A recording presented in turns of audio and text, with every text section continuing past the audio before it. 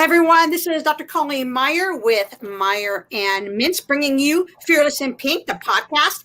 And we have an amazing guest today. Her name is Megan Rios, and I've known Megan for about maybe a year or something. And you guys, she's an amazing person. She is the president of Rios Design Studio, LLC, which is a landscape architecture and design firm based in Bakersfield, California. And you need to go to her website because some of the stuff that her company creates, some of the designs are absolutely going to blow your mind. Rios Design Studio owners. She's co-owner with her husband. She's president. He's vice president. And design landscape architecture for 50 years of combined experience in the profession of landscape architecture. Welcome, Megan. Let's talk a little bit more about you. So how did you get into landscaping? That's a cool story. So I got accepted at Cal Poly Pomona. Just so you know, my husband went to San Luis Obispo. There's always a fight with that one. I took the architecture program and didn't pass and didn't know what to do. I'm like, was beside myself. What do I do? So I went to, they had a little, they have a career center, and I went to the career center and I put in all my things that I thought I wanted. You know, you don't know when you're in college how much things cost. And I came up two things, beautician or landscape architect. And my father was not going to go and pay for beautician school. So I'm like, fine, I'll do landscape. And then I realized that was really what I loved to do. It wasn't, I mean, I love the design and architecture, but it was, when I look back, like in first and second grade, I could see that I could really draw a tree.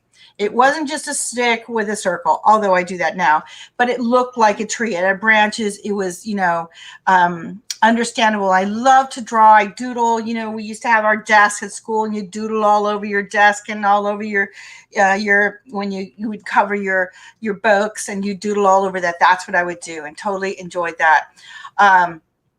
So I was able to jump from architecture and skip a semester and then, or a year actually, and then go into landscape architecture, and loved it a lot. I wouldn't say I was the top student, but you don't have to be to enjoy it, right? But I really did have a good time doing that. And then I graduated, and I remember my dad, he's like, okay, you have a month, you have to go find a job. And I went, what? So I found a job. And I told him, I go, Dad, I'm making $5 an hour. And he went, what? But obviously that has turned into different, much more money after an amount of time. But I really loved it. I loved being in a firm. I loved drawing. Back in the day when I would design or draw for others as a draftsperson, it was actually on a drafting board. And you would have either the Mylar, or you would have the tissue, they called it, or you would have a regular paper, the paper that they use. And we would draw from that. And now, having done that for many, many years, after graduating and working for a couple companies, I worked for quite a few companies in Orange County, and then moved to Pomona, where I actually worked for a teacher of mine. He actually hired me. That was awesome. And I loved working for him. And then I went ahead and I worked in Riverside, and that's where I met my husband, and he was working at the same place. And we were fortunate enough to have a coffee break where we would go. If you've been downtown Riverside, you know how lovely it is. It really is, folks. Beautiful town. And it was we were actually working in the city hall. If you know where City Hall is, right across from the Mission Inn.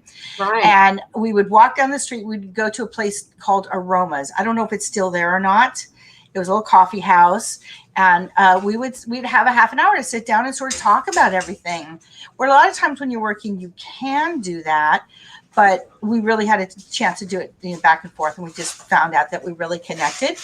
And so worked there for a couple of years, and I moved to Orange County. He stayed there for a little bit longer, and then he moved to Orange County and went to some different places. So we worked in one place, and then it took us marriage and kids in Bakersfield to make us work in another place together. So, but it was really a great opportunity to work for a lot of different firms, especially down in Southern California, a lot of different things doing. I had a chance to work on the Rio when it was just new, the pool area.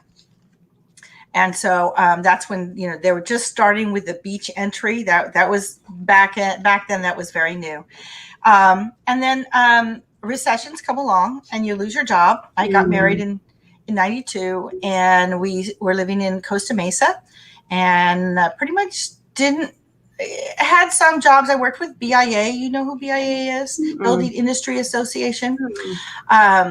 They're a big housing group organization, and I worked with them a lot when I was in Riverside, and got involved with. They have an educational arm called HBC, Home Builders Council, and then they also have a marketing called Sales and Marketing, I think, committee. I'm not sure what the C is, so I apologize. It's been a while, but I was really involved in that, and I was lucky to have bosses that allowed me to do marketing because I just like to go out and meet people. Wasn't really looking to do that for myself, but really looking to sort of, just get out, meet people, get a chance to join a board. That's what I always say. If you're going to join something, jump right in, get in, and you really get to know everybody. And then, so I went through that, stay-at-home mom, have 2 children while we were in Costa Mesa, and they don't remember it by the beach. It was nice. But, of course, you're living in an apartment with 2 kids. Couldn't really afford that. And we ended up moving to Bakersfield to be with my husband's family. His mom had been diagnosed with cancer, and unfortunately, by the time we got there, she had passed, but it got us there. We found Bakersfield incredibly affordable.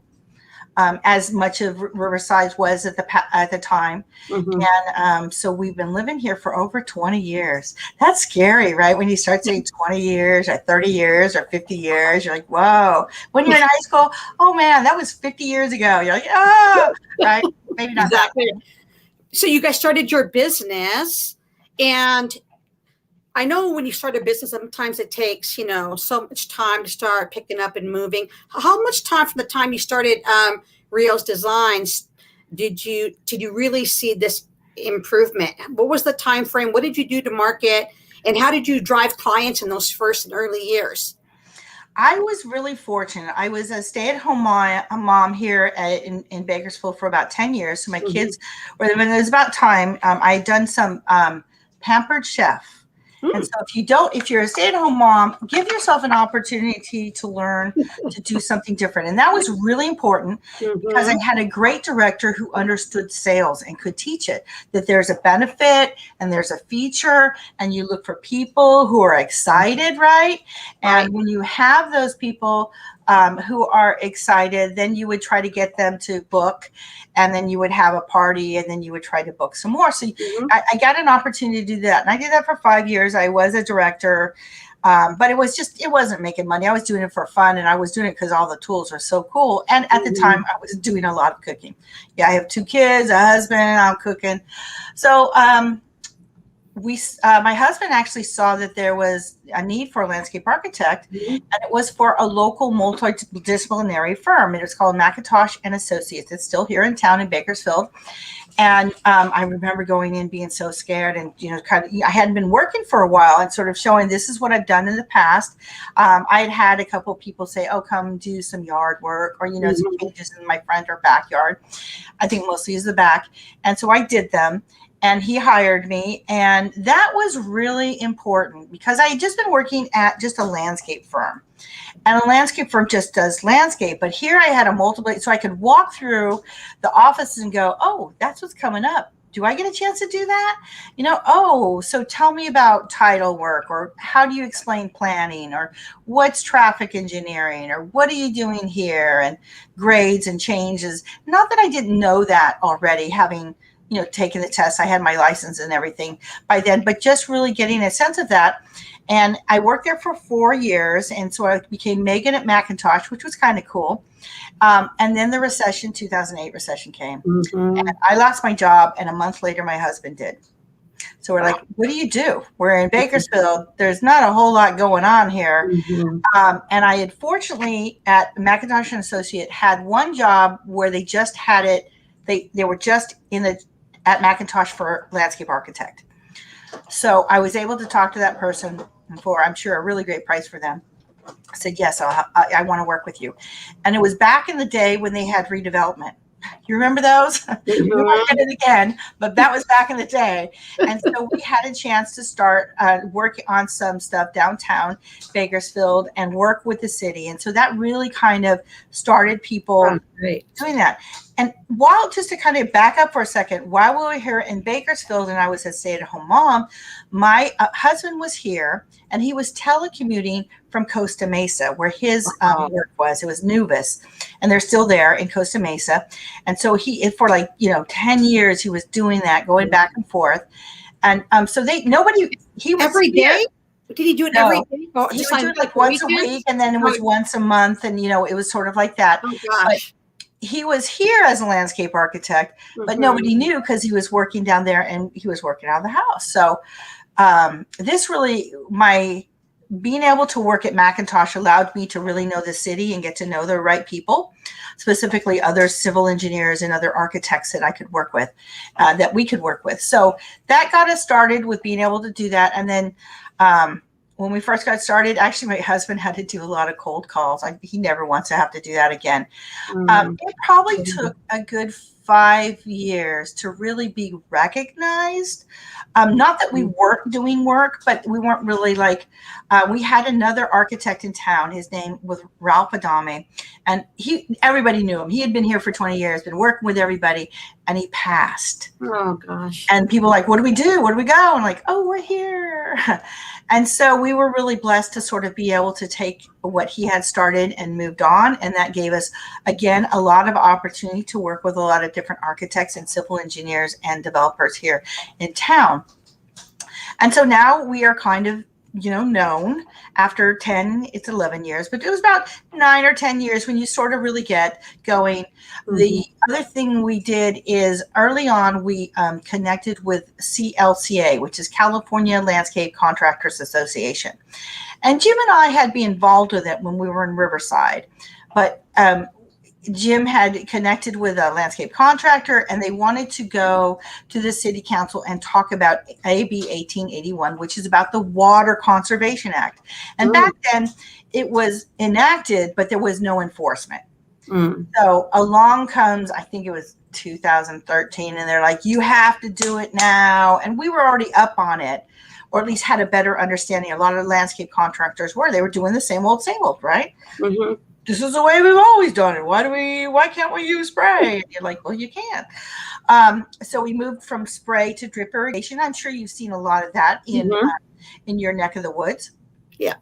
And that connection with other professionals really, I think, if you're getting started, do yourself a favor and connect with organizations, number one, in your own field. That's right. Now there's ASLA is American Landscape Architects Association, but they don't have anything active here. So that wasn't a direction we could go. Kern County's a little apart. We have this distance over the mountains to Hone, and even when you go through Fresno, where back in the day, Riverside was like that, right? And now it's just, you're like, am I there yet? Yeah, I'm there. So I think we were sort of in a nice little bubble. We are really blessed. We don't have a lot of competition. We do have some, but we're different than a lot. We have LDI, which is Landscape Development Incorporated, and they are design build. And what's that mean is they will design it, and then they have crews that build it. Okay. Well, Jim and I at Rios Design Studio, we only design it. So our job is to design it so it gets through municipalities, gets through the city, gets through the county, gets through whatever DSA, and we know what is necessary to go ahead and show that this is the landscape and how it needs to be installed. So we don't install it. All we do is design it. So it goes through municipality, passes it. And then if we do have the chance, we get a chance to verify that it's installed per plan. And if it's not, why it's not installed per plan. Megan, you said something to me that I noticed that you seemed that you had a lot of opportunities, and because this is probably like a male dominated field, right? Very much. It seems like a lot of males along your journey helped open those doors for you.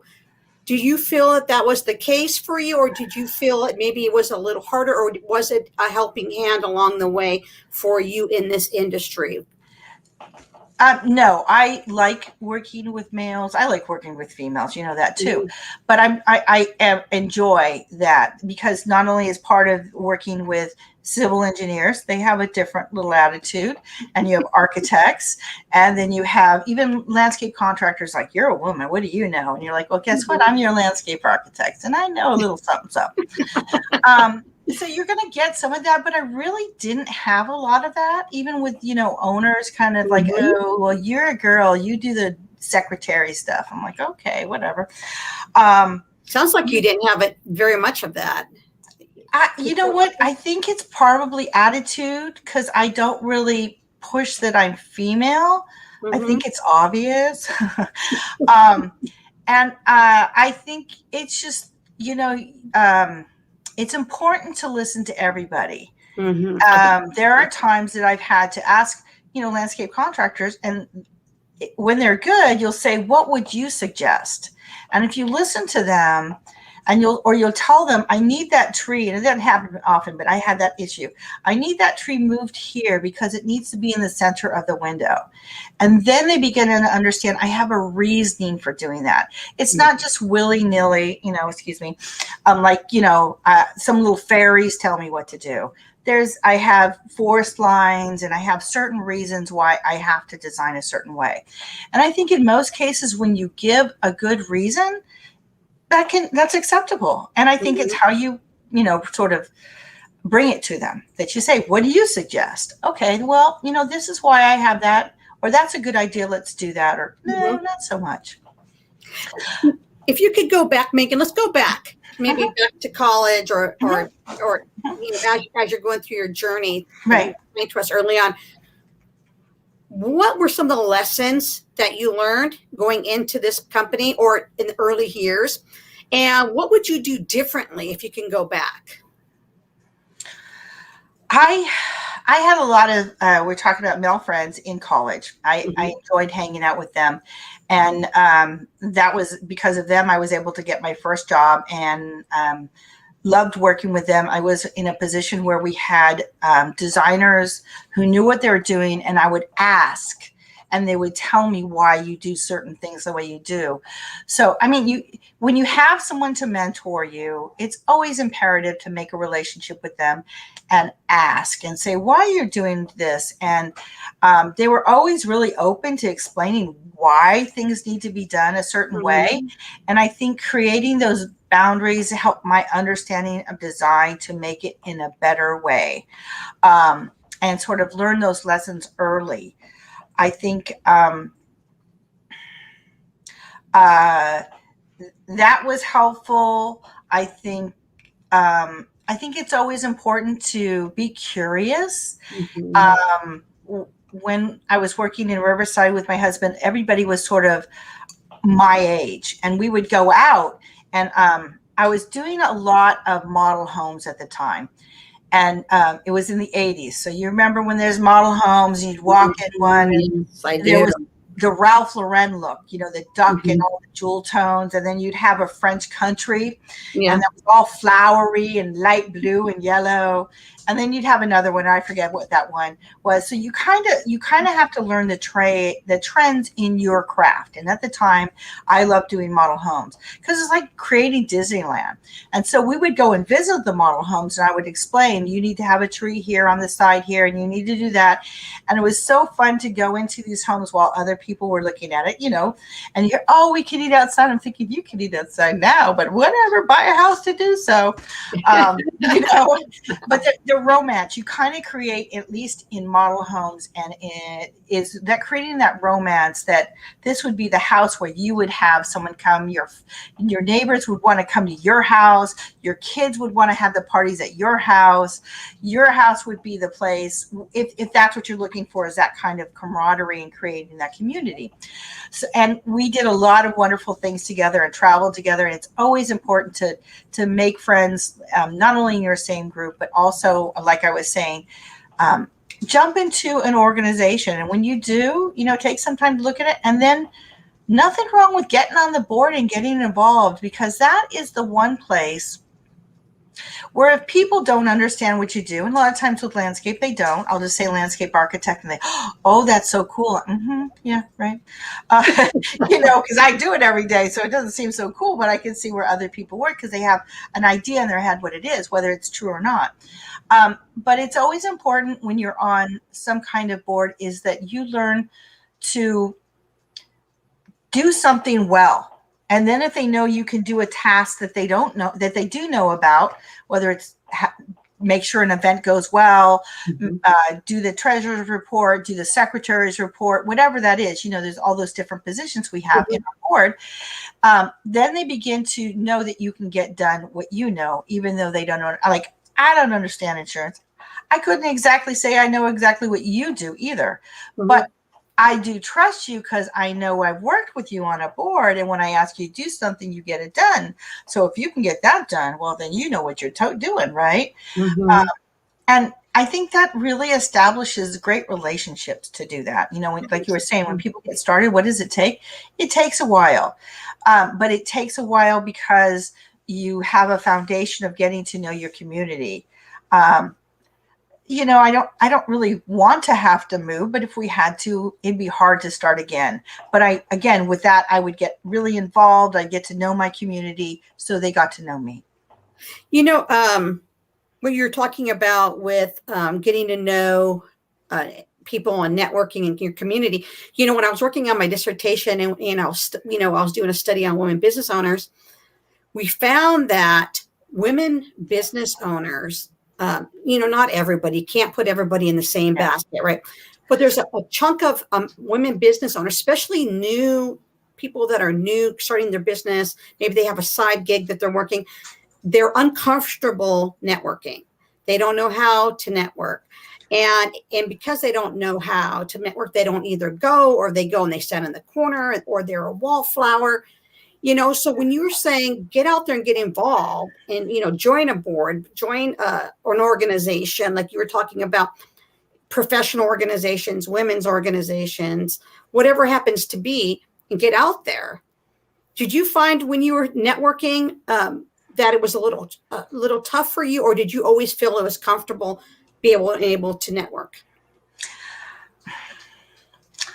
I did have a chance to go to Ireland and kiss the Blarney Stone, and I got my nose coming up. Yeah. So I naturally like to talk to people, and I have a stepmom who, she's the kind of person, we would be in the store and she'd just turn around and start talking about the weather, or, oh my God, that's the cutest little kid. So I'm used to that. But you're right. It's a comfort level. Because I think, again, being curious, tell me if you want to know about somebody else. And if you want to know the biggest secret about networking, don't talk about yourself. Ask them all the questions. Everybody wants to talk about themselves, right? Going along those lines, we haven't got quite to it yet in NABO, but just becoming the president here at the local NABO Bakersfield chapter. I have noticed, I was reading a magazine article online from Inc. You know how they have it? I'm on Google, and you're like, okay, I can read something that fast. It's not a book. You're right. I'm not ready for that. And they were talking about how COVID, and we'll just kind of move into COVID now, how COVID has that 15 months, specifically in California, has really gotten people so they're so used to being comfortable, balled up, that they haven't really, networking is something you have to learn. Mm-hmm. and that you have to practice. Even like your own work, you have to practice it. You have to work it. And as you work it, you get better. I'm seeing that even for my own organization, and that NAWBO is one, and I'm also still very involved in CLCA, is that it's membership. It's really all about the networking, and you have to really, that will be one of the things I'm going to be working on with my board, is establish a very comfortable networking style. Know your own elevator pitch, and that can change all the time, but know it. And know your organization pitch, because so often, and you probably feel this way with NAWBO, it's so big. NAWBO is a national organization. It's actually international, but let's just stay in the United States. So it's a national organization, and then it's a state organization. We have a NAWBO California, and then it's a local. So there's lots of umbrellas upon umbrellas.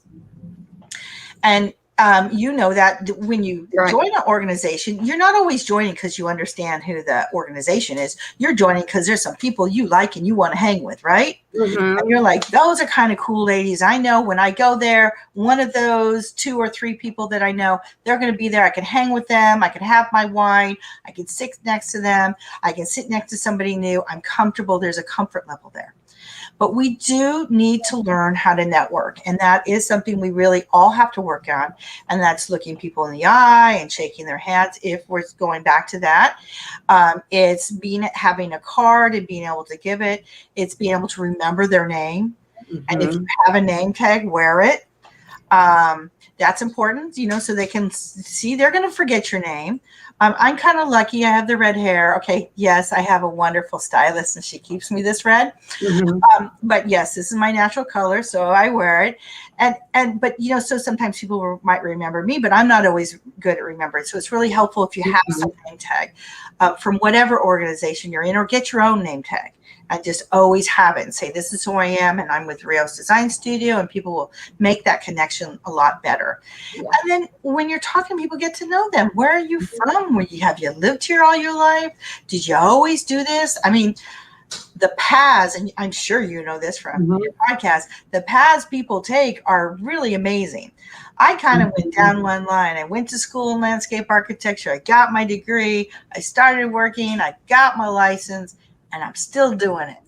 Where most people, I got an English degree, and then I worked for an insurance company, and then I did this, and you're like, wow, what a path! And then you ended up here. How did that go? So I would have to say, I try to tell my children, you don't have to go the straight path your father and I did, but go a path and find your own way, because that's the exciting part. I think so too. And going back when you were talking about networking, we always get all a stack of business cards, and we had a speaker on yesterday. Oh yeah, that's right. And she was talking about, taking those cards and doing stuff. Don't just let them collect dust, put them in a customer relations management tool of some kind, and, follow up and call them or send them an email and just, hey, or, it's nice meeting you and talking to you. So I think, like you were talking about, networking, getting cards, following up, those are all amazing, amazing things. Now, let's talk about you for a second and your company. If somebody said, I want to get a hold of Megan, how do I do it? And I know we're going to put the information into our comment section here on social media, but also with the podcast that will go out later on today, the audio portion. Perfect. So, but do you want to share, Sure. Your easiest ways to get a hold of me at Megan, it's MEGAN at Rios Design, RIOSDESIGN.com. Always get a hold of me there. We have an office number 661-835-9259. And then I have a cell number 661-431-2801. Now, mind you, if I don't know your number, you leave a message. Because like anybody else, we have lovely spam risks all the time and people trying to call us.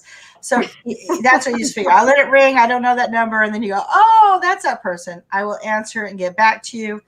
And that's how you get a hold of me. we are fortunate, and that's why I have my green screen. I work in my house, and my office isn't always clean, so you don't have to see it. In my office, I'm right next to my husband, and we have 2 little puppy dogs, his little entourage chihuahuas who sleep in here. So if you hear anything snore, that's them. I have 2 children in their 20s who are living here. My son will be going back to San Jose State, and my daughter's here working. And so there might be in and out. But, I kind of like it. I don't know. What's been nice is you pay so much for a building, your home, and you don't spend any time in it. So we have done that.